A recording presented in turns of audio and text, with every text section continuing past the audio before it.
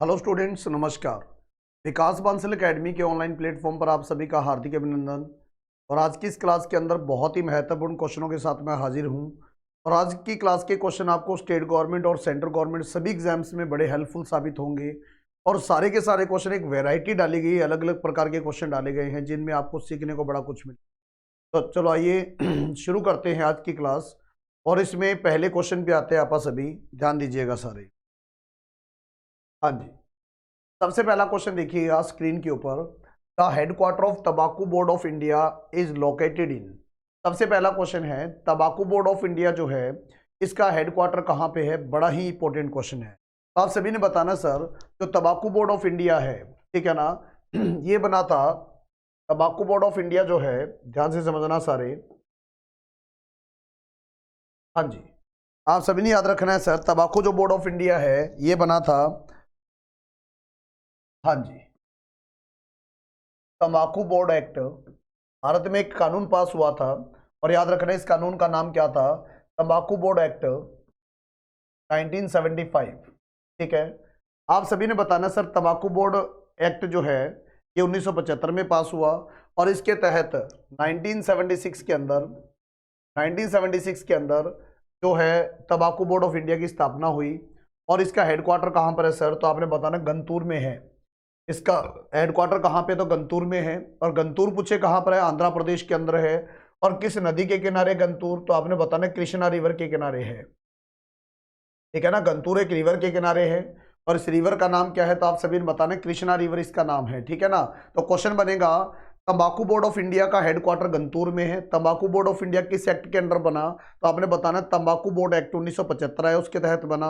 और दूसरी बात, सेंट्रल तंबाकू रिसर्च इंस्टीट्यूट कहाँ पर है। अगर क्वेश्चन आ गया सेंट्रल, अगर क्वेश्चन आ गया सेंट्रल तंबाकू, अगर क्वेश्चन आ गया सेंट्रल तंबाकू रिसर्च इंस्टीट्यूट कहाँ पर है, रिसर्च इंस्टीट्यूट कहाँ पर है, तो आपने बताना सर आंध्र प्रदेश में एक जगह है। आंध्र प्रदेश में एक जगह है जिसका नाम क्या है, राजामुंद्री है। जगह का नाम क्या है सर, तो आपने बताना राजामुंद्री है, राजामुंद्री है। ठीक है ना, और इसी राजामुंद्री में किसका हेडक्वार्टर है, सेंट्रल तंबाकू रिसर्च इंस्टीट्यूट का हेडक्वार्टर है। और किस नदी के किनारे राजामुंद्री, आपने बताना सर गोदावरी रिवर के किनारे है। राजामुंद्री जिस नदी के किनारे है, इस रिवर का नाम क्या है, गोदावरी है। और गोदावरी रिवर जो है ना दक्षिण भारत की सबसे लंबी रिवर है। ठीक है ना, आपको दो क्वेश्चन आ सकते हैं सर, पेनिनसुलर इंडिया, आपको क्वेश्चन आ सकता है पेनिनसुलर इंडिया, यानी कि दक्षिण भारत को पेनिनसुलर इंडिया बोला जाता है। क्यों बोला जाता है, ध्यान दो, ये दक्षिण भारत है अपना, ये साउथ इंडिया अपना, इधर बे ऑफ बंगाल है, इधर अरब सागर है और इधर भी इंडियन ओशियन है। यानी तीनों साइड क्या है, पानी है। और एक ऐसी जमीन का टुकड़ा जो तीन ओर से पानी से घिरा है, इसको क्या कहा जाता है, इसको पेनिनसुलर कहा जाता है। पेनिनसुला या पेनिनसुलर कहा जाता है। एक ऐसा जमीन का टुकड़ा जो चार ओर से पानी से घिरा हुआ है उसको आइलैंड कहा जाता है। और एक ऐसा जमीन का टुकड़ा जो तीन ओर से पानी से घिरा हुआ है उसको क्या बोला जाता है, पेनिनसुला कहा जाता है। तो दक्षिण भारत है ना अपना, इसको पेनिनसुला इंडिया कहा जाता है। और पेनिनसुला इंडिया या साउथ इंडिया की, या साउथ जो इंडिया है, इसकी अगर लॉन्गेस्ट रिवर की बात आए, इसकी सबसे लंबी रिवर की बात आ जाए, तो आपने बताना गोदावरी है। अगर क्वेश्चन आ गया पेनिनसुलर इंडिया या साउथ इंडिया की सबसे लंबी रिवर का नाम क्या है, तो आपने रिवर का नाम क्या बताना है, गोदावरी बताना है बेटा, बहुत अच्छे से, सॉरी गोदावरी। और राजामुंद्री में हेडक्वार्टर किसका है, सेंट्रल तंबाकू रिसर्च इंस्टीट्यूट का है। उसके बाद में क्वेश्चन आएगा, सर तंबाकू, भारत में तंबाकू की शुरुआत किसने करी थी। तंबाकू की शुरुआत करी थी पुर्तगीज लोगों ने। आपने बताना सर, पुर्तगीज जो लोग हैं, पुर्तगाली जो लोग भारत में आए थे, सबसे पहले जो यूरोपियन भारत में आए ना व्यापार के मकसद से, वो कौन आए थे बेटा, पुर्तगाली लोग आए थे। अगर क्वेश्चन आ गया कि बताइए सर, सबसे पहले भारत में व्यापार के मकसद से कौन आए, पुर्तगाली, और तंबाकू की शुरुआत भी इन्होंने करी। ठीक है ना, और उसके अलावा वर्ल्ड नो तंबाकू डे कब मनाया जाता है। अगर क्वेश्चन आ गया वर्ल्ड नो तंबाकू डे कब मनाया जाता है, तो नो तंबाकू डे मनाया जाता है 31 मई को हर साल। और किसके द्वारा मनाया जाता है, WHO के द्वारा, वर्ल्ड हेल्थ ऑर्गेनाइजेशन के द्वारा। और वर्ल्ड हेल्थ ऑर्गेनाइजेशन का हेडक्वार्टर कहाँ पर है, तो आप सभी ने बताना जिनेवा में है। और जिनेवा किस देश में, स्विट्जरलैंड के अंदर है। तो क्वेश्चन आएगा, द हेडक्वार्टर ऑफ तंबाकू बोर्ड ऑफ इंडिया कहाँ पर है, तो आप सभी ने बताना है गंतूर में है। और गंतूर कहाँ पे, आप सभी ने बताना सर आंध्र प्रदेश के अंदर है। और उसके अलावा अगर सेंट्रल तंबाकू रिसर्च इंस्टीट्यूट कहाँ पे, तो राजामुंद्री। और राजामुंद्री कहाँ पर है बेटा, तो आंध्र प्रदेश में गोदावरी रिवर के किनारे है। और गंतूर जिस रिवर के किनारे, इसका नाम है कृष्णा। उम्मीद करता हूँ इस क्वेश्चन को आपने बेहतरीन तरीके से समझा होगा, ठीक है ना। चलिए क्वेश्चन नंबर 2 पे आते हैं सभी। Which country is not a member of G20। देखो G20 है ना, एक ग्रुप है 20 देशों का, ठीक है ना। G20 20 देशों का एक ग्रुप है और इसकी स्थापना आपस में सहयोग के लिए की गई, ताकि इकोनॉमिक लेवल पे है, डिफेंस लेवल पे है, हर प्रकार से एक दूसरे देश का क्या किया जा सके, सहयोग किया जा सके। और सबसे पहला क्वेश्चन आएगा सर, और इसमें डेवलप नेशंस भी है, कुछ डेवलपिंग नेशंस भी है। विकसित और विकासशील देशों का क्या है, एक ग्रुप बना हुआ जिसको G20 कहा जाता है। सबसे पहला क्वेश्चन आएगा सर, देखो बड़े ध्यान से, सबसे पहला क्वेश्चन आएगा कि G20 की स्थापना कब हुई, तो आपने बताना 26 सितंबर 1999 को इसकी स्थापना हुई G20 की, ठीक है ना। क्वेश्चन बनेगा सर, ध्यान से सुनो सारे। G20 की स्थापना तो आपने बताना 26 सितंबर को हुई। अच्छा, इसमें मेंबर कितने, 20 है। इसमें 19 देश है और एक यूरोपियन यूनियन है। और इसमें मेंबर कितने हैं, आपने बताना 20 है सर। देख लेते हैं 20 मेंबर कौन कौन से है। एक ट्रिक फॉलो करेंगे इसके लिए गुरुजी, एक ट्रिक फॉलो करेंगे गुरुजी। सीता अब, गुरुजी सीता अब SSC FCI में जॉब करती है, ठीक है ना। 4 2 6 4 10 2 12 3 15 3 18 FCI में जॉब करती है, ठीक है ना। एक छोटी सी ट्रिक याद रखनी है आपने, गुरुजी सीता अब FCI में SSC FCI में जॉब करती है। और इन्हीं कीवर्ड से आपका क्या है, देखो ट्रिक्स का मतलब होता है कीवर्ड से आपने मतलब देशों का नाम जान लेना है कीवर्ड से। देख लेते हैं सबसे पहले गुरु को लिख लेते हैं अपन, ठीक है ना, GURU गुरु। जी पे देश का नाम हुआ जर्मनी, जी पे देश का नाम हुआ जर्मनी। यू पे हुआ USA, आर पे हुआ रशिया, आर पे हुआ रशिया, और यू पे हुआ UK यानी इंग्लैंड। आसान है ना। देखो गुरु का जी पे जर्मनी, और उसके अलावा यू पे USA, आर पे रशिया, और यू पे UK यानी यूनाइटेड किंगडम, ठीक है। जी पे अपना देश कौन सा हुआ, याद रखना, जी पे देश हुआ जापान, JI, जे पे हुआ जापान, और आई पे अपना कौन सा देश हुआ, अपना प्यारा भारत हुआ। हर चीज को बेहतरीन तरीके से करने की कोशिश करना। Germany, USA, Russia, UK, Japan, India. अब बात करते सीता, ठीक है ना। अब सीता पे कौन हुआ बेटा, एस पे हुआ, लिखेंगे सऊदी अरेबिया, एस पे हुआ सऊदी अरेबिया। आई पे हुआ इंडोनेशिया, ए पे हुआ टर्की, ठीक है ना, तुर्की देश जिसको आप कहते हैं। और ए पे कौन सा हुआ, आपने बताना ऑस्ट्रेलिया, ए पे कौन सा हुआ, ऑस्ट्रेलिया। तो देखो जी पे जर्मनी, यू पे USA, आर पे रशिया, यू पे UK, जे पे जापान, आई पे इंडिया, एस पे सऊदी अरेबिया, आई पे इंडोनेशिया, टी पे तुर्की, और ए पे कौन सा हुआ, ऑस्ट्रेलिया। उसके बाद में अब ए पे कौन सा हुआ, आपने बताना सर अर्जेंटीना हुआ। ए पे कौन सा हुआ, तो आपने बताना अर्जेंटीना हुआ। बी पे सीधी सी बात है ब्राजील हुआ, SSC की बात करते हैं, एस पे हुआ साउथ अफ्रीका, बड़ा फेमस देश है साउथ अफ्रीका। एस पे हुआ साउथ कोरिया, एस पे हुआ साउथ कोरिया। सी पे हुआ कनाडा, ये सारे देश बेहतरीन तरीके से करना, आपको हर एग्जाम में काम आएंगे, ठीक है ना। देखो Germany, USA, Russia, UK, Japan, India, Saudi Arabia, Indonesia, T पे तुर्की, ई पे Argentina, Australia, Argentina, Brazil, S पे साउथ अफ्रीका, एस पे साउथ कोरिया, सी पे कनाडा। अब बात करते हैं FCI, सर FCI। एफ पे हुआ फ्रांस,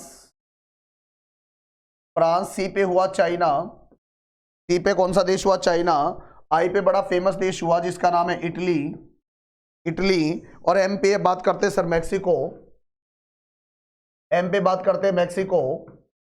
और लास्ट में बचा ई। ई का मतलब हुआ यूरोपियन यूनियन, यूरोपियन यूनियन। तो ये इसके 20 मेंबर है और आप सभी को पता है इसकी स्थापना कब हुई, इसकी स्थापना हुई थी 26 सितंबर 1999। लेकिन ग्रुप है इसका, हेडक्वार्टर कहीं पर भी नहीं है, ठीक है ना। लेकिन बात आती है सर इनमें से कौन सा देश, सबसे पहले तो आंसर जान लेते हैं, कौन सा देश G20 का मेंबर नहीं है। इंडिया भी है, सऊदी अरेबिया भी है, ब्राजील भी है, और कौन सा नहीं है, पाकिस्तान नहीं है। इसका मेंबर कौन सा नहीं है, पाकिस्तान नहीं है। दूसरी बात, अब हर साल क्या होता है, G20 का एक मीटिंग होता है, ठीक है ना, 2000, और हर साल इसकी क्या है, एक प्रेसिडेंट चेयरमैनशिप होती है। 2022 की इसके पास चेयरमैनशिप थी G20 की, तो आपने बताना है इंडोनेशिया। 2023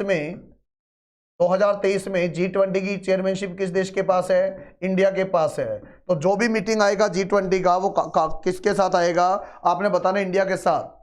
G20 का 2022-23 का कोई भी मीटिंग होगा वो इंडिया में होगा, क्योंकि G20 की 2023 की चेयरमैनशिप किसके पास है, इंडिया के पास है। 2024 में बताना सभी ने ब्राजील, यानी जो भी मीटिंग होगा 24 का ब्राजील में होगा। और 2025 की चेयरमैनशिप किसके पास है, तो आपने बताना है साउथ अफ्रीका के पास है, ठीक है ना। 2025 की चेयरमैनशिप किसके पास है, साउथ अफ्रीका के पास है। उम्मीद करता हूं ये क्वेश्चन सभी को समझ आया होगा, ठीक है ना। ये 20 देश आपने बहुत अच्छे से करने हैं। चलिए, where is world's largest nuclear power plant, दुनिया का सबसे बड़ा न्यूक्लियर पावर प्लांट जो है वो किस देश में है, ये क्वेश्चन है, ठीक है ना। आपको पता है अगर आप भारत में देखें ना, सबसे ज्यादा बिजली जो प्रोडक्शन होता है वो थर्मल पावर प्लांट से होता है, और न्यूक्लियर जो है ना 5वें नंबर पे आता है भारत के अंदर भी। 5वें नंबर का जो सबसे ज्यादा बिजली जो जनरेट की जाती है वो न्यूक्लियर पावर प्लांट से की जाती है इंडिया के अंदर। अब क्वेश्चन आएगा, सर बताइएगा दुनिया का सबसे बड़ा न्यूक्लियर पावर प्लांट है, तो सबसे पहले इसका नाम जानो सारे। इसका नाम है Kashi वाजाकी,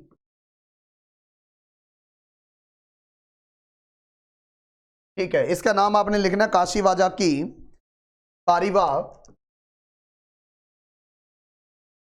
nuclear power plant, Kashiwazaki Kariwa nuclear power plant. पहला क्वेश्चन आएगा, दुनिया का जो सबसे बड़ा न्यूक्लियर पावर प्लांट है ना, इसका नाम क्या है, तो आपने बताना है काशी वाजिकी। इसका नाम है Kashi वाजाकी Kariwa nuclear power plant, और ये कहां पर है, जापान के अंदर है।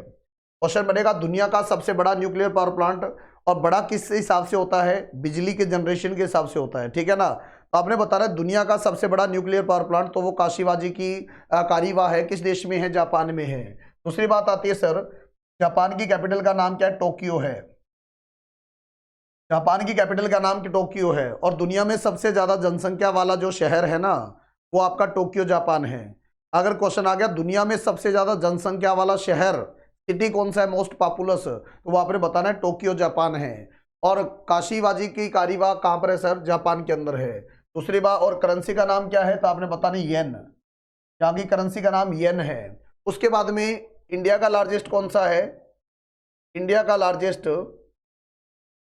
लार्जेस्ट न्यूक्लियर पावर प्लांट कौन सा है, तो आपने बताना कुंडनकुलम है। आपने बताना सर इंडिया का सबसे बड़ा न्यूक्लियर पावर प्लांट कुंडन न्यूक्लियर पावर प्लांट है, और किस भारतीय स्टेट में, तमिलनाडु के अंदर है। अगर क्वेश्चन आ गया भारत का सबसे बड़ा न्यूक्लियर पावर प्लांट कौन सा है, कुंडनकुलम है, ये तो बात हुई सबसे बड़े की। अगर क्वेश्चन आ गया भारत का फर्स्ट न्यूक्लियर पावर प्लांट कौन सा है, तो आपने बताना sir Tarapur nuclear power plant, और ये कहां पर है सर, महाराष्ट्र में है। भारत में जो सबसे बड़ा न्यूक्लियर पावर प्लांट है ना, तारापुर न्यूक्लियर पावर प्लांट है, और ये कहां पर है, महाराष्ट्र के अंदर है। और फादर ऑफ एटॉमिक एनर्जी किसको कहा जाता है, भारत में फादर ऑफ एटॉमिक एनर्जी या न्यूक्लियर प्रोग्राम किसको कहा जाता है। अगर भारत में फादर ऑफ एटॉमिक एनर्जी या न्यूक्लियर पावर किसको कहा जाता है, तो आपने बताना है होमी जहांगीर भाभा, जिनकी डेथ एक जहाज क्रैश में हुई थी बेटा, ठीक है ना। तो आपने बताना father of atomic energy India में किसको कहा जाता है, होमी जहांगीर भाभा को कहा जाता है। और वर्ल्ड का लार्जेस्ट न्यूक्लियर पावर प्लांट कौन सा है, तो आपने बताना है Kashi वाजाकी Kariwa nuclear power plant है, और किस देश में, जापान, ठीक है ना। किस देश में आपने बताना बेटा, जापान में बताना है। और जापान को उगते सूरज का देश कहा जाता है, यानी कंट्री ऑफ राइजिंग सन कहा जाता है, इसको कंट्री ऑफ राइजिंग सन कहा जाता है, उगते सूरज का देश कहा जाता है। ठीक है, आ जाइए क्वेश्चन नंबर नेक्स्ट पे। World day of social justice हर साल मनाया जाता कब? बड़े ध्यान से इस क्वेश्चन को देखना। सामाजिक न्याय का दिवस इसको कहा जाता है भी, हर कबीले के साथ, हर इंसान के साथ समाज के अंदर न्याय हो, ठीक है ना, जस्टिस हो। तो क्वेश्चन बनेगा world day of social justice कब मनाया जाता है? हर साल 20 फरवरी को मनाया जाता है। क्वेश्चन है ना, कब मनाया जाता है? हर साल 20 फरवरी को। और 20 फरवरी को ही अरुणाचल और मिजोरम डे मनाया जाता है।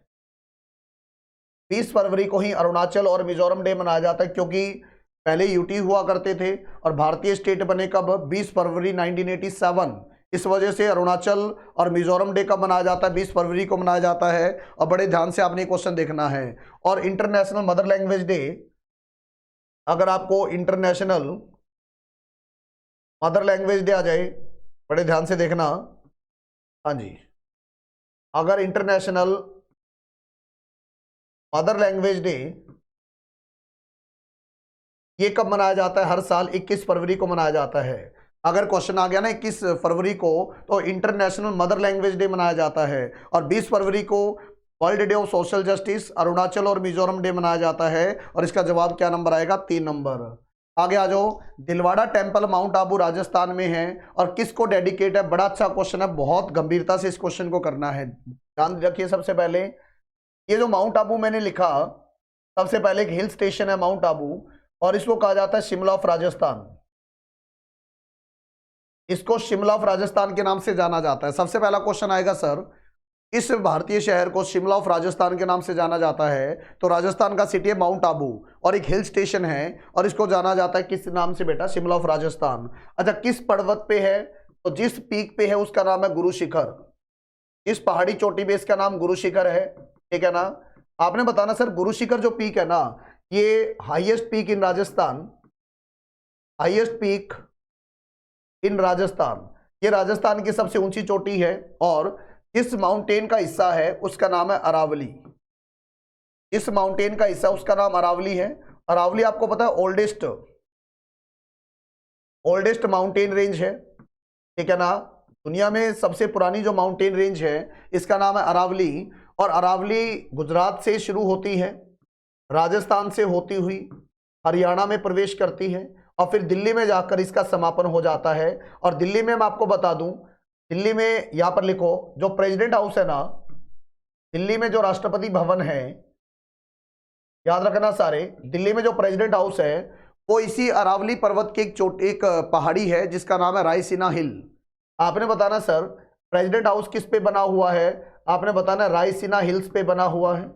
और रायसीना हिल्स किस का पार्ट है? तो आपने बताना सर, ये अरावली माउंटेन रेंज का पार्ट है। और माउंट आबू किस पे बसा हुआ है? आपने बताना गुरु शिखर। और गुरु शिखर जो चोटी है ना, ये राजस्थान और अरावली जो पर्वत है ना उसकी सबसे ऊंची चोटी है। ठीक है, ये बात आपने याद करनी है।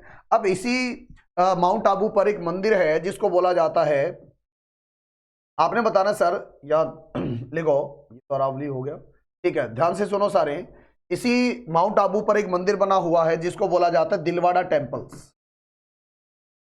दिलवाड़ा टेम्पल्स इसको बोला जाता है। और ये दिलवाड़ा टेम्पल जैनिज्म को डेडिकेट है। और आपने बताना 5 टेम्पल्स का ग्रुप है। ठीक है ना, 5 टेम्पल्स का ग्रुप है। और ये 2 भाइयों के द्वारा बनाया गया। एक का नाम था वास्तुपाल, एक का नाम था वास्तुपाल, एक का नाम था तेजपाल।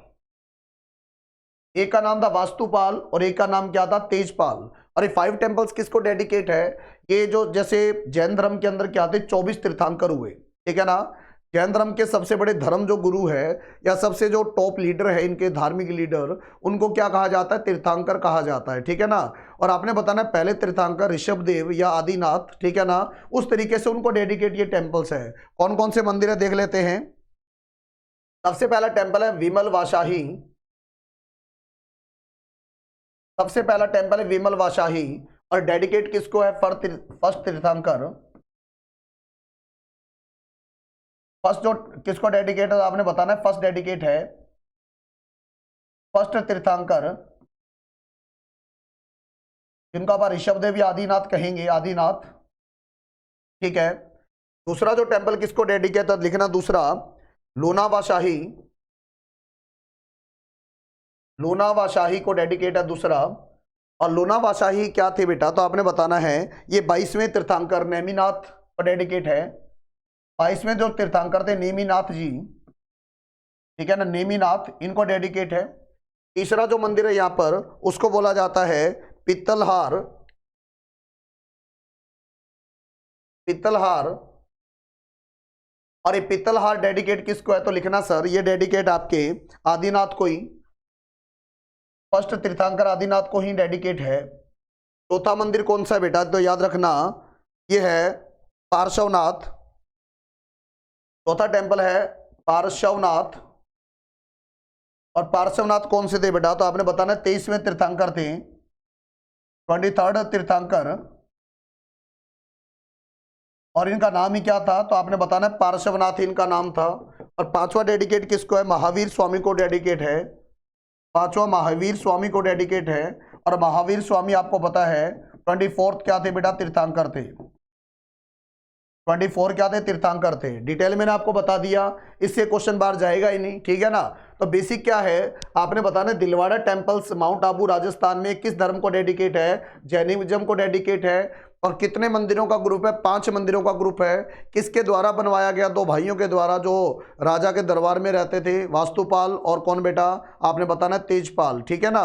और 5 मंदिर कौन से, विमल वाशाही फर्स्ट तीर्थंकर आदिनाथ को डेडिकेट है, लोनावा शाही 22वें तीर्थंकर नेमिनाथ जी को डेडिकेट है। और तीसरा पित्तलहार आदिनाथ को डेडिकेट है, फर्स्ट तीर्थंकर जिनको ऋषभ देव भी कहा जाता है। और चौथा बेटा आपने बताना पार्श्वनाथ, और ये 23वें तीर्थंकर को डेडिकेट है जिनका नाम पार्श्वनाथ था।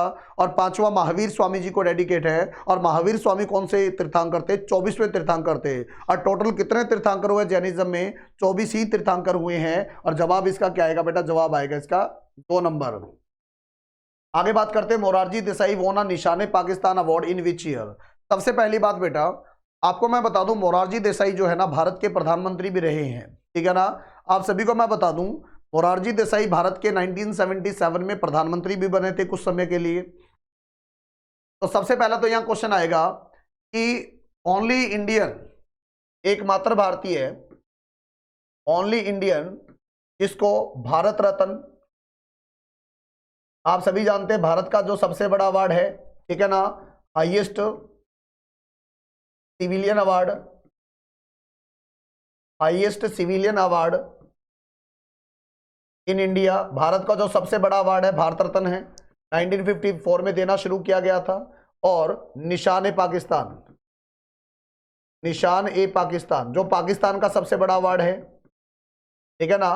भारत का सबसे बड़ा अवार्ड है भारत रत्न और पाकिस्तान का सबसे बड़ा अवार्ड है निशान पाकिस्तान। और एक मात्र ऐसा पर्सन जिसको भारत रत्न भी मिला है और जिसको निशान पाकिस्तान भी मिला है। तो क्वेश्चन बनेगा ओनली इंडियन जिसने भारत का सबसे बड़ा अवार्ड भारत रत्न भी जीता है और जिसने पाकिस्तान का सबसे बड़ा अवार्ड निशान पाकिस्तान भी जिनको मिला है, और ये थे मोरारजी देसाई। आपको मैं बता दूं 1974 में भारत ने क्या किया था, परमाणु परीक्षण किया था पोखरण के अंदर, ठीक है ना। हालांकि परमाणु परीक्षण सफल नहीं हो पाया था, ऑपरेशन स्माइलिंग बुद्धा के नाम से 18 मई 1974 को। लेकिन उसके बाद भारत और पाकिस्तान के रिश्तों में खटास आ गई थी और ऐसे में मोरारजी देसाई ने उनके रिश्ते बेहतर बनाने के लिए बड़ा प्रयास किया। और इस वजह से आपको मैं बता दूं मोरारजी देसाई को 1990 के अंदर, मोरारजी देसाई को 1990 में निशान पाकिस्तान और 1991 के अंदर, 1991 के अंदर तो आपने बताना सर कौन सा अवार्ड मिला, ये अवार्ड मिला था भारत रत्न, भारत रत्न 1991 के अंदर। और अगर बात करें निशान पाकिस्तान, ये 1990 के अंदर दिया गया था किनको, मोरारजी देसाई को, ठीक है ना। और अगर बात करें इनकी समाधि स्थल का नाम क्या है, जहां पर डेथ के बाद इनको दफनाया गया या इनका अंतिम संस्कार किया गया, इनकी समाधि स्थल का नाम क्या है, इनकी समाधि स्थल का नाम लिखो सारे अभय घाट। आपने बताना इनके समाधि स्थल का नाम है अभय घाट। जैसे मान लो महात्मा गांधी जी है, इनकी समाधि स्थल का नाम राजघाट है, उसी प्रकार अभय घाट किसकी समाधि स्थल का नाम है, मोरारजी देसाई। और 1977 में भारत के प्रधानमंत्री भी रहे। और याद रखना सारे के सारे, अगर क्वेश्चन आ गया एकमात्र ऐसा भारतीय जिसको निशान पाकिस्तान और भारत रत्न दोनों मिले हैं, तो वो आपने बताना है मोरारजी देसाई हैं। आगे बढ़ते हैं, पारदो चाम dance form is associated with which state. आपको मैं बता दूं सुख समृद्धि के लिए एक डांस किया जाता है, ठीक है ना, फसलों की कटाई के बाद में, और बसंत के आगमन पर, स्प्रिंग के आगमन पर एक डांस किया जाता है बारडो छम, ठीक है ना। और ये डांस कहाँ किया जाता है? अरुणाचल प्रदेश में किया जाता है। अगर बात करते हैं अरुणाचल प्रदेश में जो बौद्ध कम्युनिटी के लोग हैं या हिमालयन जो बौद्ध कम्युनिटी के लोग हैं, इनके द्वारा सुख समृद्धि के लिए एक डांस किया जाता है बारडो छाम। तो क्वेश्चन आएगा, बताइए सर बारडो छाम कहाँ का डांस है? अरुणाचल प्रदेश का डांस है। और इसका जवाब क्या नंबर आएगा बेटा? 1 नंबर आएगा, ठीक है। उसके बाद में क्वेश्चन हो सकता है, अरुणाचल प्रदेश की कैपिटल का नाम क्या? ईटानगर है। अरुणाचल प्रदेश की कैपिटल का नाम क्या? ईटानगर है। अरुणाचल प्रदेश को अगर आप बात करें, अरुणाचल प्रदेश को ऑर्चिड स्टेट कहा जाता है, ठीक है ना, ऑर्चिड स्टेट कहा जाता है, बाग बगीचों वाला स्टेट कहा जाता है। और भारत का पहला स्टेट जहां पर सबसे पहले सूर्य दिखलाई पड़ता है, स्टेट ऑफ राइजिंग सन कहा जाता है, स्टेट ऑफ राइजिंग सन कहा जाता है, स्टेट ऑफ राइजिंग सन कहा जाता है। उसके अलावा अगर बात करें दोनी पोलो, अगर दोनी पोलो एयरपोर्ट पूछे ना कहां पर है, दोनी पोलो एयरपोर्ट पूछे तो आपने बताना अरुणाचल प्रदेश के अंदर है, ठीक है ना, ये अरुणाचल प्रदेश में है। और ये बहुत इंपॉर्टेंट क्वेश्चन आप सभी के लिए। तो अरुणाचल प्रदेश में कौन सा डांस किया जाता है? बारडो छाम किया जाता है। और इसका जवाब क्या नंबर आएगा बेटा? 1 नंबर आएगा, ठीक है। चलिए आगे बढ़ते हैं। Chennai was formerly known as, आपको मैं बता दूं चेन्नई का पुराना नाम क्या था, तो आपने बताना है इसका पुराना नाम था मद्रास पट्टनम। आपने बताना जो चेन्नई है, सबसे पहले जानो जरा, ये चेन्नई जो है इसका पुराना नाम क्या था, तो आपने बताना मद्रास पट्टनम था, मद्रास पट्टनम इसका पुराना नाम था, ठीक है। और याद रखना इसका नाम बदलकर चेन्नई कब किया गया? 1996 के अंदर किया गया। 1996 में जो चेन्नई था इसका नाम पहले मद्रास पट्टनम था, मद्रास था, और तमिलनाडु की कैपिटल थी बेटा ये। और इसका नाम बदल कर क्या किया गया, तो आपने बताना है मद्रास पट्टनम से चेन्नई किया गया 1996 के अंदर, 1996, ठीक है। दूसरी बात, तमिलनाडु स्टेट का भी नाम तो पहले मद्रास प्रेसिडेंसी था। 1969 में, 1969 में इसका नाम तमिलनाडु किया गया। नाडु का मतलब कंट्री और तमिल का मतलब भाषा, ठीक है ना। One of the classical language है तमिल बेटा। इंडिया की जो क्लासिकल लैंग्वेज है सबसे पुरानी वो तमिल ही तो है। आपने बताना सर चेन्नई का पुराना नाम मद्रास पट्टनम था, 1996 में इसका नाम क्या किया गया? चेन्नई। इस रिवर के किनारे है, तो आपने बताना सर रिवर का नाम बताना कोम और अदयार, कोम और अदयार रिवर के किनारे बताना है। दूसरी बात, चेन्नई को कहा जाता है, लिखेंगे chess capital of the world, Chennai को chess capital of the world कहा जाता है। उसके अलावा हेल्थ कैपिटल ऑफ इंडिया कहा जाता है, हेल्थ कैपिटल ऑफ इंडिया, हाँ जी याद रखना हेल्थ कैपिटल ऑफ इंडिया।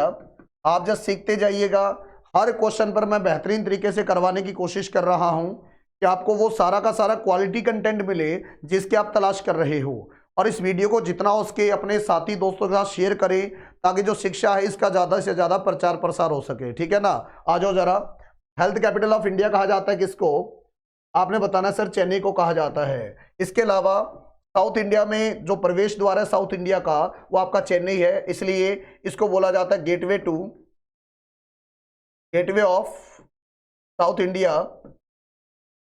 दक्षिण भारत में जो प्रवेश करने का जो द्वार है वो आपका चेन्नई है। उसके अलावा डेट्रॉइट ऑफ एशिया कहा जाता है, डेट्रॉइट ऑफ एशिया मतलब अमेरिका का एक शहर है डेट्रॉइट। और आपको पता है कोई समय था जब डेट्रॉइट जो अमेरिका का शहर था, पूरे अमेरिका की 50% गाड़ियां यहीं से तैयार होती थी, ठीक है ना। 4 व्हीलर या जो गाड़ियां हैं वो कहाँ तैयार होती थी? डेट्रॉइट। उसी प्रकार भारत का और एशिया का जो ऑटोमोबाइल हब है ना, जो मतलब 4 व्हीलर्स जो बनते हैं सबसे ज्यादा वो चेन्नई में बनते हैं। और इसी वजह से चेन्नई को क्या कहा जाता है? डेट्रॉइट ऑफ एशिया के नाम से जाना जाता है, ठीक है ना। तो डेट्रॉइट ऑफ एशिया आपने बताना सर चेन्नई को डेट्रॉइट ऑफ एशिया। उसके अलावा ऑटो जो स्पेयर पार्ट का हब है चेन्नई, इसलिए इसको ऑटोमोबाइल हब ऑफ इंडिया कहा जाता है, ऑटोमोबाइल हब ऑफ इंडिया के नाम से इसको जाना जाता है। उसके अलावा याद रखना जो चेन्नई में एक तो इंडियन बैंक, और एक है Indian overseas bank, Indian overseas bank, ठीक है ना। भारत में दो बैंक ऐसे जिनके नाम के आगे इंडियन लगता है, इंडियन बैंक और इंडियन ओवरसीज बैंक। और इसके अलावा एक स्मॉल फाइनेंस बैंक है इक्वेटॉस, इक्वेटॉस स्मॉल फाइनेंस बैंक। इन तीनों का हेडक्वार्टर कहां पर है बेटा? चेन्नई के अंदर है। इन तीनों का हेडक्वार्टर कहां पर है? चेन्नई के अंदर है। उसके अलावा याद रखना, वॉलीबॉल फेडरेशन, वॉलीबॉल जो स्पोर्ट्स का फेडरेशन और चेस गेम का फेडरेशन आ जाए तो ये आपने चेन्नई लगाना है, ठीक है ना। याद रखना हमेशा, ये क्वेश्चन बार बार मैं आपको बता रहा हूं, बड़े इंपॉर्टेंट क्वेश्चन है, ठीक है ना। यूट्यूब पर करवाने का मतलब ये नहीं कि कंटेंट आसान है, कंटेंट बिल्कुल सिंपल है, नहीं। ये सारे के सारे क्वेश्चन आपके लिए बेहद जरूरी है, इनको बहुत अच्छे तरीके से आप लोगों ने करना है, ठीक है ना। तो वॉलीबॉल जो गेम्स का फेडरेशन है और चेस गेम का जो फेडरेशन है भारत का, ये कहां पर है बेटा? चेन्नई के अंदर है। और जवाब इसका क्या आएगा? गिवन क्वेश्चन का मद्रास आएगा। और चेन्नई जो है ना सर, किस नदी के किनारे है? तो आपने बताना कोम और अदयार रिवर के किनारे है। और किस भारतीय स्टेट की कैपिटल है? आपने बताना सर तमिलनाडु की कैपिटल है। बाकी आगे की क्लासेस के अंदर आपको state wise static GK complete करवा देंगे, तो वो आपके लिए बड़ा बेनिफिशियल साबित होगा, ठीक है ना। चलिए आगे बढ़ते हैं।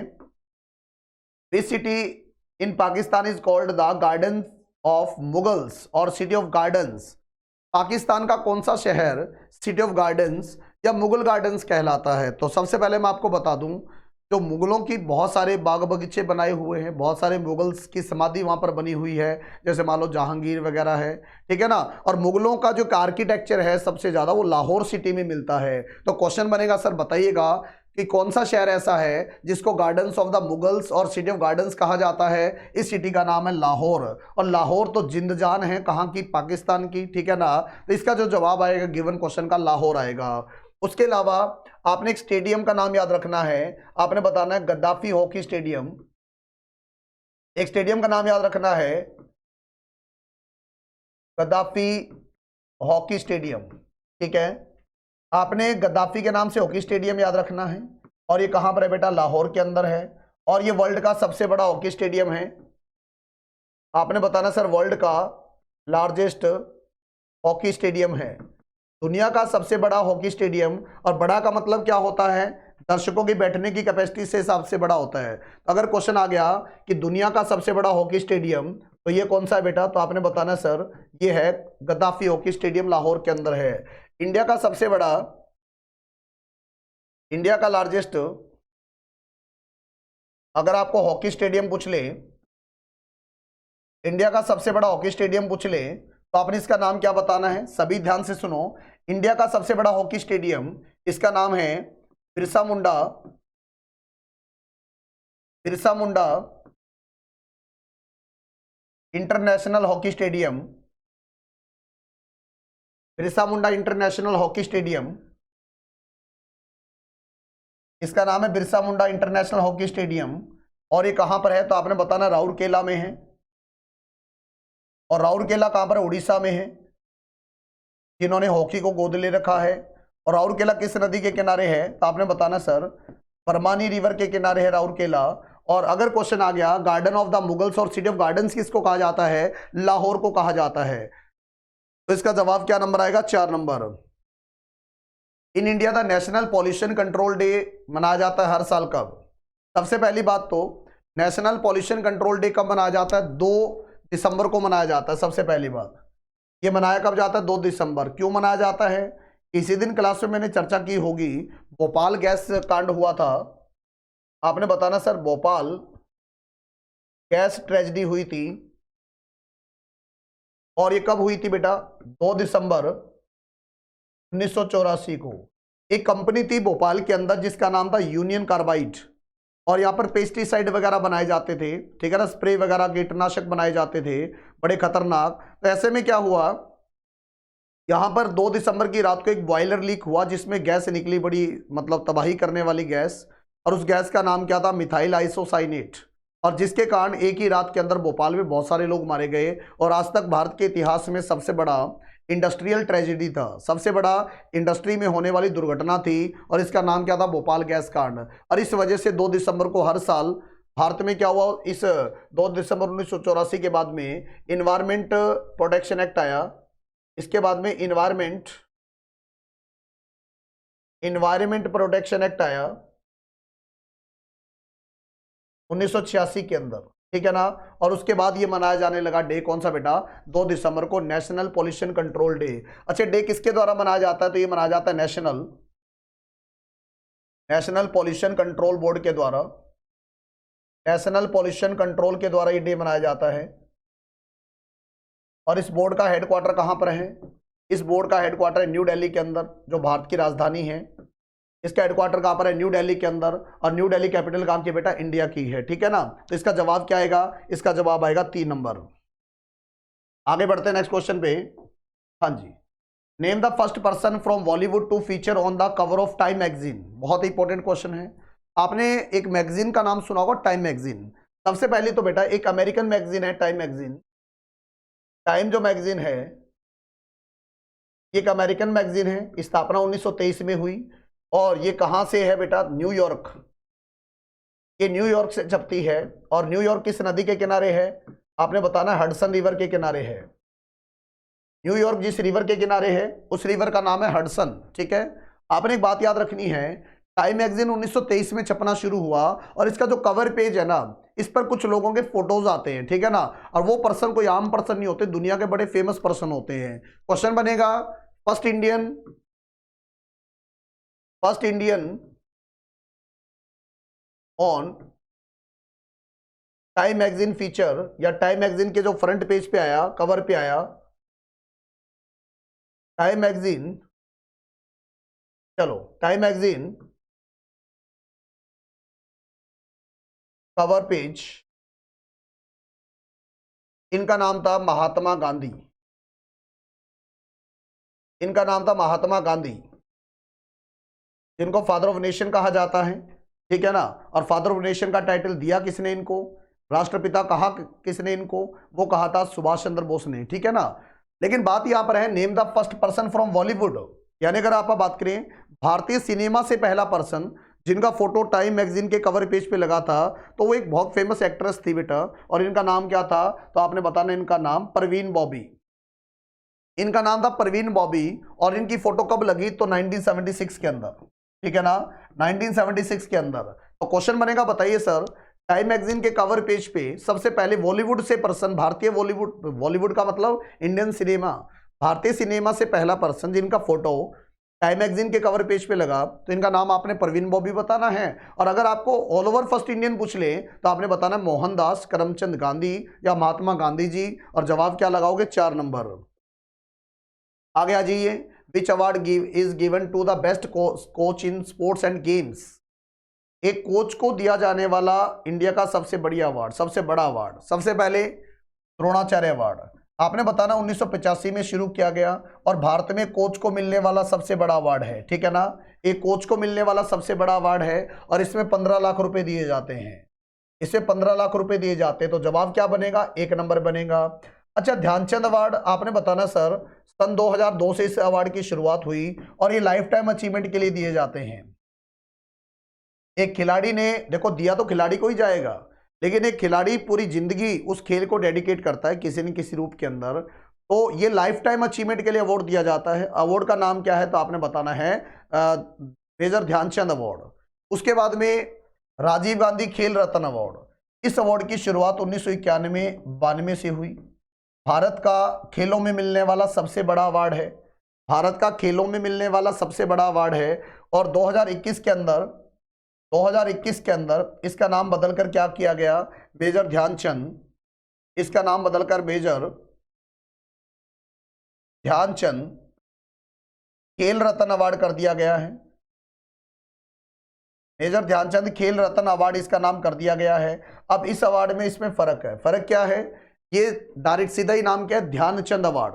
इस अवार्ड का सीधा नाम क्या है, ध्यानचंद अवार्ड। और इसका पूरा नाम क्या है, मेजर ध्यानचंद खेल रत्न अवार्ड इसका नाम है। दोनों अलग अलग अवार्ड है, ठीक है ना। तो ये किसमें दिया जाता है बेटा, खेलों का सबसे बड़ा अवार्ड है इंडिया का। अर्जुन अवार्ड भी खेलों में दिया जाता है 1961 से।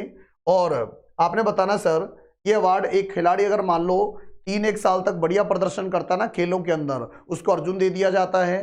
3 से 5 साल अगर अच्छा प्रदर्शन करता है उसको राजीव गांधी खेल रत्न अवार्ड दे दिया जाता है। और ध्यानचंद अवार्ड अगर पूरी जिंदगी लाइफ टाइम अचीवमेंट के लिए दिया जाता है। और द्रोणाचार्य अवार्ड आप सभी ने बताना सर, ये अवार्ड दिया जाता है एक कोच को बेस्ट कोचिंग के लिए। तो ऊपर का जो आंसर क्या बनेगा, 1 नंबर बनेगा, ठीक है ना।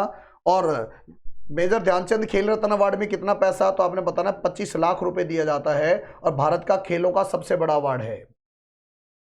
आगे बढ़ते हैं। Who is the author of the book Kerala God's own country.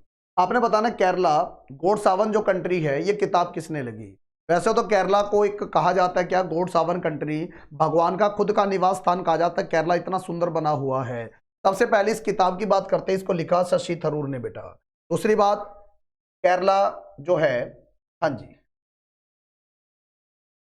Kerala जो है आपने ध्यान रखना है सर, केरला जो है आपने बताना इसको गॉड्स ओवन कंट्री कहा जाता है। थोड़ा जान लेते हैं इसके बारे में, गॉड्स ओवन कंट्री कहा जाता है,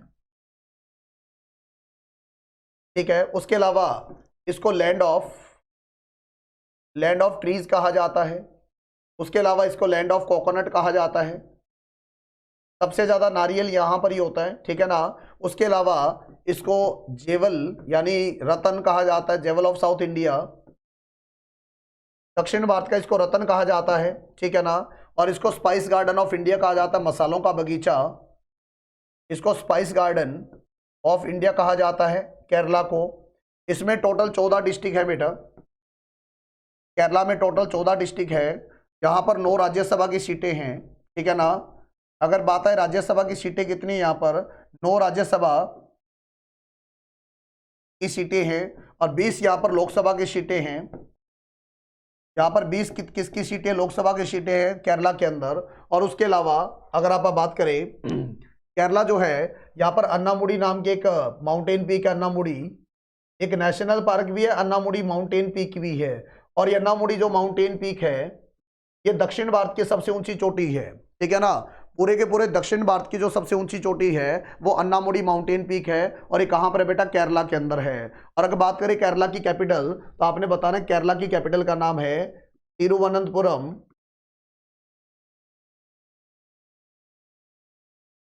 तिरुवनंतपुरम यहाँ की कैपिटल का नाम है, ठीक है ना। और यहाँ के सीएम का नाम क्या है, पिनाराई विजयन। अगर यहाँ के सीएम का नाम पूछ ले, पिनाराई विजयन बता देना सारे के सारे, ठीक है ना। और लैंड ऑफ ट्रीज इनको कहा जाता है। और अन्नामुडी अगर माउंटेन पीक और नेशनल पार्क आ जाए तो आपने बताना कहां पर है, केरला। अगर आपको साइलेंट वैली आ जाए, अगर आपको साइलेंट वैली नेशनल पार्क भी और शांत घाटी भी है, तो ये आपने केरला में बताना है। भारत का डिजिटल स्टेट कौन सा है, केरला। भारत का सबसे ज्यादा पढ़ा लिखा स्टेट कौन सा है, केरला। केरला के बारे में तो जितना मर्जी डाटा कर लो, ठीक है ना। चलिए इसका जवाब क्या आएगा, शशि थरूर आएगा। आगे बढ़ते हैं। Fundamental duties were incorporated in the Indian constitution bye. देखो फंडामेंटल राइट्स अलग होते हैं, फंडामेंटल ड्यूटीज अलग होती है। ड्यूटीज का मतलब मौलिक कर्तव्य, ठीक है ना। सबसे पहला क्वेश्चन आएगा, फंडामेंटल ड्यूटीज किस संविधान से लिए गए हैं। आपने बताना है आयरलैंड के संविधान से लिए गए, आयरिश कॉन्स्टिट्यूशन से लिए गए हैं। क्वेश्चन बनेगा सर, भारतीय संविधान में 42 नंबर का 42 अमेंडमेंट हुआ। 42 अमेंडमेंट होता है संविधान में संशोधन होना, और ये कब हुआ बेटा, 1976 के अंदर। इस कॉन्स्टिट्यूशन में बहुत सारी चीजों का बदलाव हुआ। नंबर 1, भारतीय संविधान में क्या हुआ, जो प्रियम्बल है यानी प्रस्तावना, जो पहला पेज है प्रस्तावना या प्रियम्बल, उसमें 3 शब्द जोड़े गए। तो प्रियम्बल में एक ही बार अमेंडमेंट हुआ है, और ये कब, 1976 में, जब भारतीय संविधान में 42वां अमेंडमेंट हुआ। दूसरा, भारतीय संविधान में क्या हुआ, आर्टिकल 51A के तहत क्या जोड़े गए, फंडामेंटल ड्यूटीज, फंडामेंटल ड्यूटी जोड़े गए। अच्छा, जब जोड़े गए फंडामेंटल ड्यूटीज तब कितने थे, 10, और अब कितने हैं, 11। अगर क्वेश्चन पूछे जब भारतीय संविधान में फंडामेंटल ड्यूटीज को जोड़ा गया तब कितने थे, 10, और अब फंडामेंटल ड्यूटीज कितनी है, 11 बताना आप सभी ने। उसके अलावा फिर क्वेश्चन पूछेगा किस आर्टिकल में है, आपने बताना है 51A में। और पार्ट कौन सा है, तो पार्ट आपने बताना संविधान का 4A। फंडामेंटल ड्यूटीज किस पार्ट में है, 4A पार्ट में है। उसके अलावा आपने बताना 42वें संविधान संशोधन में जोड़े गए थे, और इसका जवाब आएगा 42वां। अच्छा, इसमें ये इतना इंपॉर्टेंट था 42वां संविधान संशोधन, इसको मिनी कॉन्स्टिट्यूशन कहा जाता है। 42वें संविधान संशोधन में काफी कुछ बदलाव हुआ था, इसलिए इनको मिनी कॉन्स्टिट्यूशन के नाम से भी जाना जाता है। और अमेंडमेंट का सिस्टम कहां से लिया गया है, अमेंडमेंट का जो सिस्टम है ये साउथ अफ्रीका से लिया गया है, ये साउथ अफ्रीका से लिया गया अमेंडमेंट का सिस्टम। और आपने बताना सर अमेंडमेंट का सिस्टम साउथ अफ्रीका से लिया गया है और आर्टिकल 368 में है, आर्टिकल 368 में है। और इसका जवाब क्या नंबर आएगा? 2 नंबर आएगा। आगे बढ़ते हैं। The headquarter of board of control for cricket in India are located in. आपने बताना सर भारत में जो बीसीसीआई है, ठीक है ना, बीसीसीआई की स्थापना 1928 दिसंबर के महीने में हुई, दिसंबर 1928 में हुई। बीसीसीआई का हेडक्वार्टर कहां पर है? वानखेड़े स्टेडियम में है। वानखेड़े स्टेडियम कहां पर है? आप सभी ने बताना सर मुंबई में है। मुंबई को क्या कहा जाता है? Financial capital of India, financial capital of India कहा जाता है, ठीक है। इसका हेडक्वार्टर मुंबई में है। इसका सबसे बड़ा अधिकारी क्या कहलाएगा? प्रेसिडेंट कहलाएगा। बीसीसीआई का सबसे बड़ा अधिकारी क्या कहलाएगा? प्रेसिडेंट। और अभी प्रेसिडेंट कौन है? अभी है रोजर बिनी, अभी बताना रोजर बिनी प्रेसिडेंट है। और ये कौन से नंबर का प्रेसिडेंट है? 36वां प्रेसिडेंट है। और बीसीसीआई के अलावा और कौन कौन सी संस्थाएं क्रिकेट को लेकर? पूरी दुनिया में सबसे बड़ी संस्था है क्रिकेट को लेकर आईसीसी, इंटरनेशनल क्रिकेट काउंसिल। इसका हेडक्वार्टर है दुबई, और दुबई किस देश में? यूएई देश में है। उसके अलावा एशियन क्रिकेट काउंसिल है। और अगर आपको एशियन क्रिकेट काउंसिल आ जाए तो आपने बताना सर कोलंबो में है। और कोलंबो कहां पर है? श्रीलंका में है। कोलंबो कहां पर है? श्रीलंका में है। जवाब क्या आएगा? 1 नंबर। मैं दावा करता हूं कि ये जो पढ़ाया जा रहा है बहुत अच्छे प्रयास के साथ पढ़ाया जा रहा है, और इतना एक्सप्लेनेशन शायद ही आप कहीं कर पाओ, ठीक है ना। तो डेफिनेटली आपको यहां से ज़्यादा से ज़्यादा फायदा उठाना चाहिए चीज़ों का, ज़्यादा से ज़्यादा चीज़ों को करना चाहिए, और ये एग्जाम में बेहतरीन तरीके से आपको चीज़ें काम आएगी, ठीक है ना। अब आओ, इसका जवाब क्या आएगा? मुंबई आएगा। आगे आ जाओ। The Haripura session of the Congress of 1938 was presided by whom. आपको मैंने बताया इंडियन नेशनल कांग्रेस की स्थापना 1885 में हुई, और हर साल इसका एक मीटिंग होता था। और इस मीटिंग को क्या कहा जाता था? इस मीटिंग को कहा जाता था सेशन। 1938 में क्या हुआ? ध्यान से सुनो। 1938 में एक सेशन हुआ, और इस सेशन कौन सा था? हरिपुरा। ये सेशन कौन सा था? हरिपुरा। अब बात आती है सर हरिपुरा सेशन को प्रेसिडाइड किसने किया? तो आपने बताना है नेताजी सुभाष चंद्र बोस। इसकी अध्यक्षता किसने करी? तो आपने बताना सर नेताजी सुभाष चंद्र बोस ने इसकी अध्यक्षता करी। और ये बात कब की है बेटा? तो आपने बताना है ये बात है 1938। लेकिन 1939 में क्या हुआ? मेरी बात ध्यान से सुनो। 1939 का जो सेशन था ना, जो त्रिपुरी में हुआ, जिसको त्रिपुरी कहा जाता है, ठीक है ना, सूरत के पास है, ठीक है ना। त्रिपुरी कहां पर है बेटा? सूरत के पास है, सूरत गुजरात में है। 1939 का जो सेशन हुआ ना, इस सेशन में एक विवाद हुआ कांग्रेस पार्टी में प्रेसिडेंट बनने को लेकर। 1938 का जो सेशन हुआ त्रिपुरी में, वो भी सुभाष चंद्र बोस ने अध्यक्षता करी। लेकिन बाद में सुभाष चंद्र बोस ने 1939 में कांग्रेस पार्टी छोड़ दी। क्वेश्चन बनेगा 1939 में जब नेताजी सुभाष चंद्र बोस ने कांग्रेस पार्टी छोड़ी, उसके बाद प्रेसिडेंट कौन बने? तो फिर वो प्रेसिडेंट बनाए गए थे डॉक्टर राजेंद्र प्रसाद। फिर प्रेसिडेंट बनाए गए थे डॉक्टर राजेंद्र प्रसाद। और 1939 में सुभाष चंद्र बोस ने एक पार्टी बनाई। 1939 में सुभाष चंद्र बोस जी ने एक पार्टी बनाई जिसका नाम क्या था? आपने बताना फॉरवर्ड ब्लॉक। इसका नाम है फॉरवर्ड ब्लॉक। अगर क्वेश्चन आ गया फॉरवर्ड ब्लॉक की स्थापना किसने करी? नेताजी सुभाष चंद्र बोस ने। और हरिपुरा सेशन को किसने अध्यक्षता करी? तो आपने बताना सुभाष चंद्र बोस ने। और फर्स्ट इंडियन जिन्होंने कांग्रेस पार्टी की अध्यक्षता करी, फर्स्ट इंडियन वीमेन, उनका नाम था सरोजिनी नायडू। 1925 के अंदर, ठीक है, कानपुर सेशन में किया था इन्होंने। सरोजिनी नायडू पहली भारतीय महिला थी जिन्होंने कांग्रेस पार्टी की अध्यक्षता करी। 1925 का सेशन था। कौन सा? कानपुर का सेशन था, ठीक है ना। और जवाहरलाल नेहरू ने तो कई बार करी थी। वैसे 1929 वाला सेशन इनका काफी फेमस है, जब स्वराज का जो मतलब अल्टीमेट गोल होगा कांग्रेस पार्टी का, ये मसौदा पास किया गया था, लाहौर सेशन, ठीक है ना। अबुल कलाम आजाद तो आपको पता है यंगेस्ट प्रेसिडेंट थे कांग्रेस के, और सबसे लंबे टाइम तक जो प्रेसिडेंट रहे कांग्रेस के वो अबुल कलाम आजाद ही रहे, ठीक है ना। यंगेस्ट प्रेसिडेंट और सबसे लंबे टाइम तक प्रेसिडेंट रहे जिनका नाम था अबुल कलाम आजाद। आगे आ जाइए। What is the composition of public account committee? बहुत इंपॉर्टेंट क्वेश्चन है बेटा। एक कमेटी होती है जिसको बोला जाता है पब्लिक अकाउंट कमेटी। काम क्या इसका, भारत में जो कैग डिपार्टमेंट है ना, कंट्रोलर एंड ऑडिटर जनरल, ये क्या करता है, भारत सरकार के अकाउंट्स की जांच करता है, ठीक है ना। भारत सरकार ने पैसा कहां कहां लगाया, क्या क्या लगाया, इसकी जांच करने का काम कौन करेगा, पब्लिक अकाउंट कमेटी करेगी। और इसका काम करेगी कैग डिपार्टमेंट। मेरी बात ध्यान से सुनो, लोगों ने पैसा दिया, ठीक है ना, टैक्स के रूप में, वो पैसा सरकार के पास गया और सरकार ने उस पैसे को पब्लिक की वेलफेयर के लिए लगा दिया बजट के रूप में।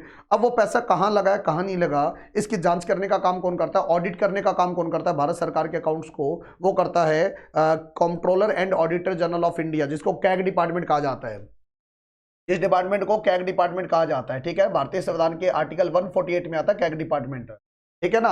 अब कैग डिपार्टमेंट जब अपनी रिपोर्ट सबमिट करता है, ठीक है ना, लोकसभा में, उस रिपोर्ट को क्या करता है बेटा, वेरीफाई करने का काम कौन करता है, पब्लिक अकाउंट कमेटी करती है। पब्लिक अकाउंट कमेटी में टोटल 22 मेंबर होते हैं, ध्यान से सुनो सारे। पब्लिक अकाउंट कमेटी में टोटल 22 मेंबर होते हैं, 15 लोकसभा से, 7 राज्यसभा से, ठीक है ना। टोटल 22 मेंबर होते हैं, 15 लोकसभा से और 7 होते हैं राज्यसभा से। और इसका जो हेड होता है ना, ऑपोजिशन का लीडर होता है, ऑपोजिशन का, ठीक है ना। अब बताइए जरा, इसका जवाब क्या आएगा, 15 members from Lok Sabha and 7 for Rajya Sabha. और इसका जवाब क्या नंबर लगाओ दोगे, 3 नंबर। भारत सरकार जो पैसा खर्च करती है बजट के रूप में, उसका ऑडिट करने का काम करता है कैग डिपार्टमेंट। और जब कैग डिपार्टमेंट अपनी रिपोर्ट सबमिट करता है ना, रिपोर्ट, उस रिपोर्ट को वेरीफाई करने का काम कौन करता है, पब्लिक अकाउंट कमेटी करती है। और इस पब्लिक अकाउंट कमेटी में टोटल 22 मेंबर होते हैं, 15 लोकसभा से और 7 होते हैं राज्यसभा से। और इसका जवाब क्या नंबर आएगा, 3 नंबर आएगा। Which of the following compounds is responsible for the formation of kidney stone. जो पथरी बनती है किडनी के अंदर, गुर्दे की पथरी, उसके लिए रिस्पॉन्सिबल कारण क्या, उसके कारण किसके कारण बनती है, तो कैल्शियम ऑक्सिलेट के कारण बनती है। और इसका जवाब क्या लगाओगे बेटा, 3 नंबर लगाओगे इसका जवाब, ठीक है, हाँ जी। उसके बाद में Boori Boot Yullo is a festival celebrated by the tribe of Arunachal Pradesh. आपने बताना है बुरी बूट यूलो एक फेस्टिवल है और एक जनजाति के द्वारा मनाया जाता है। और इस जनजाति का नाम क्या है, नईशी जनजाति है। आपने बताना है, बहुत इंपॉर्टेंट क्वेश्चन है, कि बुरी बूट यूलो एक फेस्टिवल है और किस जनजाति के द्वारा मनाया जाता है अरुणाचल प्रदेश में। आपने बताना है नईशी जनजाति के द्वारा मनाया जाता है। और जवाब क्या आएगा बेटा, 4 नंबर आएगा। Where is the national geophysical research institute. Geophysics कह सकते हैं और जियोफिजिकल कह सकते हैं।